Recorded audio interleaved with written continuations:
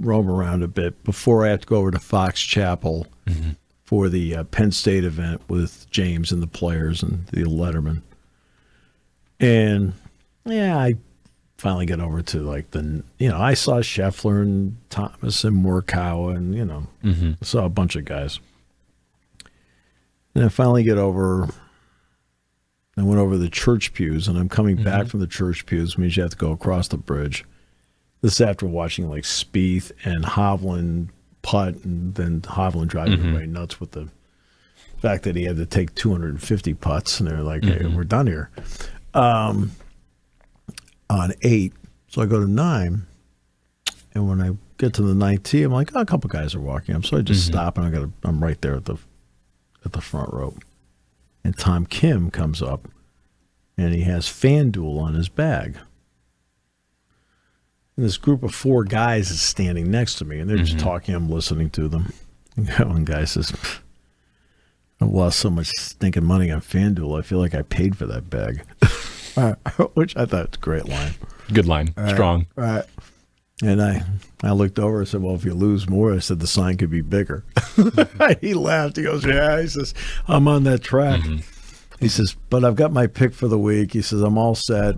I put it in. He says, it's the other guy in the group. I said, oh, okay. He says, yeah. I said, who's that? I didn't see him walk up yet because they weren't up. He was still crossing the bridge. I said, who's the other guy in the group? He says, I've got everything this week on JJ Spaun. Right, so I see Spaun walk up, and I knew Spaun. I knew Spaun had been in the playoff with Rory McIlroy, the player, so I knew he was a good player. And they have bios on all the guys in the media tent, so I knew he finished second in Hawaii, and he was in the playoff with Rory at the Players. And Spaun walks up, hits a couple balls. You're like going, geez, he can really pound the thing. But they all can. And he says, he hits his drive. And I looked up, JJ Spaun, huh? He goes, my guy. It's my guy. All right. So after the first round, he's winning. I'm like going, I can't believe it. This guy's like, this guy knew what he was doing. Now he wins the whole tournament. Yeah. Now, if he did this right, I think his FanDuel debt is paid off. Yeah. I mean, in other words, he's paid off his debt. Oh, yeah.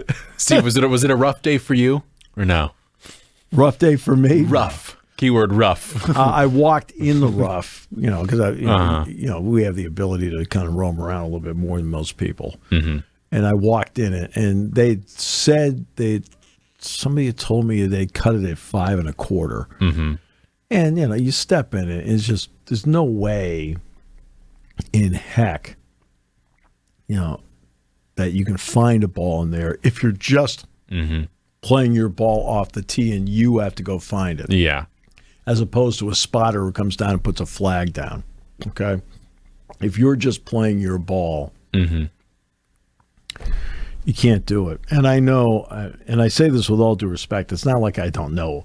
I mean, I know Oakmont members like Bobby Capretta and people like that, right?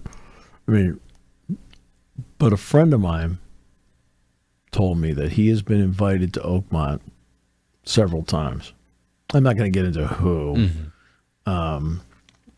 but he played football at Penn State, and he said, "I won't join." I said, "Why not?" And he says, "The course is too tough." He says, "When I go out and play, I want to go have fun." Yeah, and he's a member over at Allegheny. Yeah, but he says I don't want to go out and like. Now they don't have the rough cut for the members at 5. It is not cut. It is not cut like that. Right. But it is. I mean, the greens are fast no matter what. The church pews are the church pews no matter what. The members' tees are further up than where they play. They're playing from the tips. The 9th, for example, for the members is a par 5 with the tees up, and not a par 4 with the tees back. But what Spaun did yesterday was remarkable. He bogeys 5 of the first 6 holes, but he got a terrible break on 2. He hits a perfect drive, and then he hits a perfect second shot, and it hit the flagstick. And it rolled back because of the greens. Contour of the green and the contour leading up into the green, it rolled back 55 yards. And so he ends up getting an unlucky bogey on 2. After the rain and the delay, this guy came out because he had already lost, 5 shots at this point. So he'd gone from 3 under to 2 over. I'm trying to think if he ever got the 3 over. I don't think he did. 3 over. Did he get the 3? He bogeyed 1, 2, 3, 5, and 6. Right. But that's 5 holes. I mean, so he went from 3 under to 2 over. I don't think he ever got the 3 over. No. Which allowed him to stay in the neighborhood. And when, the putty hold on 12 was huge. That was incredible. And that should be a hole that you can get a birdie on. It's the one par 5 you can kind of like play the 3-shot thing. And it's one of the fun things about, when you're allowed to cover it, you get like all sorts of emails. All right. I'll show you one that's a fun one. Here we go. We get the map of all the hole locations. Right. So you can see that. Beautiful. Okay, good. All right, you can open it up. Like, okay, you can see 18 is 7 yards off the right-hand side. It's 24 yards from the front edge. Okay, that's an example. Okay, yeah. So 17, and I'd spent a little bit of time at 17. I watched Scheffler play 17 on Wednesday, and Scheffler he did drive the green on Wednesday. And then he went out about maybe 60, 65 yards out, and he dropped like 7 balls with the idea I might lay up. When Spaun was done at 16, he walked to 17. I was watching with some people, and I said, here comes the biggest single shot of the tournament right here. They said, well, what do you mean? I said, look, he puts it in the rough. He's got to fight. He might have to fight to get a par. So if he puts it on the green, he'll win the tournament. Right? I said, the single biggest shot. Yeah. He puts it on the green, and he 2-putts and gets a birdie. That's what you need. You need to be in the fairway. He gets in the fairway, then he puts it on the left. He caught a big break when Hovland put his ball behind his ball. Because at least he saw the line.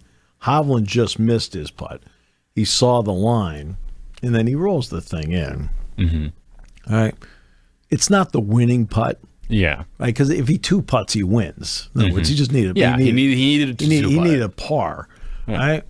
But he rolls the thing in. It was incredibly dramatic. And I give McIntyre. Give McIntyre credit. McIntyre started day 7 shots back. He fought. Right. He got himself in a position to win. But it was great theater. Tremendous theater, as a matter of fact. And just seeing just purely looking at the scores themselves, it's not often you see a lot of these major golf tournaments have this as the outcome where only one person is under par. Everyone else was over. But you asked me the other day what I thought the winning score would be, and I told you it would be anywhere between 1 under and 1 over, and I thought only one person would be under par. I know. But the fact that is what happens. You listen to anything I told you? No, you told it to Jason. You didn't tell it to me. You told it to Jason, sir. Sir. But he doesn't listen. Right? I mean, he's just wondering who's going to back up Brock Purdy.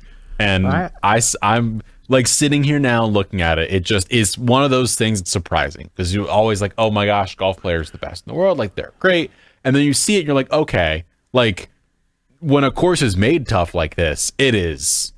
The fact that you have one player sitting at 1 under is... Look, there are 3... I don't think people realize this. There are 3 permanent courses in the U.S. Open rotation. I don't think people know this. No. It's Pinehurst, number 2. It's Pebble Beach, and it's Oakmont. Those are the 3 permanent. The other... I wouldn't mind if Shinnecock Hills got a permanent spot, but that's a different story. It's up to them. And Shinnecock gets it next year. But there's a reason why this is in it.